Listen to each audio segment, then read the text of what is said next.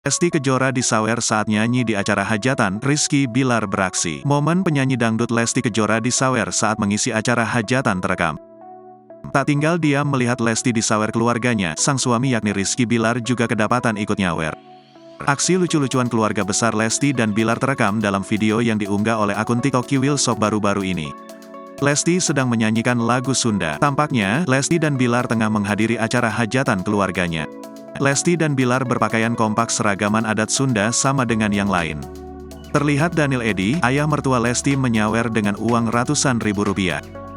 Tiba-tiba, Bilar datang menggeser ayahnya untuk mundur. Bilar kemudian mengambil uang dari dalam kantongnya lalu diberikan kepada sang istri. Uang saweran Bilar lalu diterima oleh Lesti kemudian dilempar ke penonton.